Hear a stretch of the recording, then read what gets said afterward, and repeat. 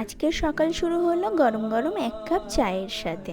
Hi everyone, good morning. আমি মল্লিকা। কেমন আছো তোমরা সবাই? আশা করি সবাই ভালো আছো। আর তারই সাথে চলে এলাম লাকির পুজো দেখাবো বলে। মানে বাড়িতে যতবারই শঙ্খধ্বনি বাজে, মা উপরে পুজো করে, লাকি নিচ থেকে এইভাবে আওয়াজ দেয়, ও কিন্তু শঙ্খ বাজায়। তো রোজের এই দিনটা তোমাদের সামনে আজকে আমি তুলে ধরলাম যে রোজ সকালবেলা পুজো করলে লাকি আসলে কি করে। এইসব করতে করতে মা আর আমি চলে গেলাম একটু ছাদের মধ্যে রোদ পোহাতে, কারণ কদিন ধরে যা ঠান্ডা পড়েছে, মানে নড়াচড়াটাই বন্ধ হয়ে গেছে।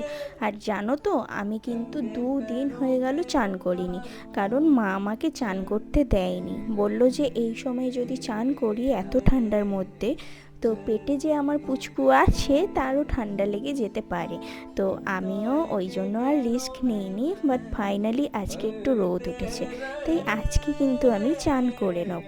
আর তারই সাথে মা রান্নাবান্না শুরু করে দিল নিচে এসে।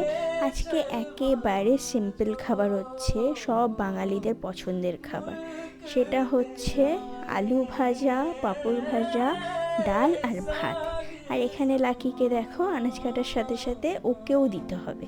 মানে কি কাটছে না কাটছে, আদৌ খাওয়া যায় কি না সেটা ওর দেখে লাভ নেই, ওকে মোট কথা দিতে হবে। এই সব করতে করতে মা রান্নাটাও চাপিয়ে দিল। আর তারই সাথে সাথে আমি তো আছি মাকে জ্বালানোর জন্য। একটু ক্যামেরার সামনে মা হাই করে দাও, মা এটা বলে দাও, মা ওটা করে দাও। মানে মায়ের সামনে থাকলে সারাক্ষণ মা এটা করো, মা ওটা করো, এটা কিন্তু আমি করতেই থাকবো। আর আমার মতো তোমরা কারা কারা আছো যে কিনা ছোটোবেলা থেকে এখনও পর্যন্ত ঠাকুমার কাছে তেল মেখে আসছো, সেটা কিন্তু কমেন্টে অবশ্যই জানিও। আমার মাথাতে চুল থাক আর নাই থাক, আমি কিন্তু ছোটোবেলা থেকে আমি আমার ঠাকুমার কাছে তেল মাখি। আর কারোর কাছে আমি তেল মাখি না, শুধুমাত্র ঠাকুমার কাছে মাখি।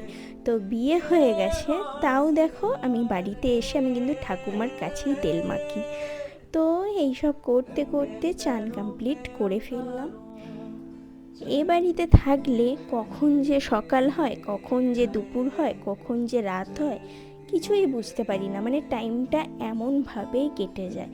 তো একটু আর কি নর্মালি স্কিন কেয়ার করে নিলাম। আমি সেরকম এখন আর কোনো স্কিন কেয়ারই করে উঠতে পারি না। তো শীতকাল যেহেতু, সেই কারণে একটু ক্রিম, একটু ভেসলিন, এগুলো তো সব মেয়েরাই মেখে থাকে। তো সেরকমই আমিও করে ফেললাম, কারণ এখন আর সময় হয়ে ওঠে না নিজেকে যত্ন করার। তো এরপর সিঁদুর ফিঁদুর পরে একেবারে লাল টুকটুকে বৌমা হয়ে গেলাম। এবার পেয়েছে হচ্ছে খুব জোর খিদে। এবার কিন্তু আমাকে খেতে হবে, কারণ এরপর আমার মেডিসিনও আছে। তো ওই যে তোমাদেরকে বলেছিলাম, তার সাথে হচ্ছে একটা জিনিস অ্যাড হয়েছে, সেটা হচ্ছে ডাল শুকনো তেঁতুল দিয়ে। তোমরা কে কে খেতে ভালোবাসো আমাকে জানিও। আর আমার মা দেখছে অনেক দিনের পুরানো একটা বই, সেই যখন ছোট ছিলাম তখন এসব বই দেখতাম। তোমাদের কার কার ভালো লাগে জানিও। খাওয়া দাওয়া কমপ্লিট করে আমি এখন এসেছি ছাদেতে শুতে। এই দেখো আমার বালিশ, এই দেখো। এবার আমি শুয়ে পড়বো এখানে,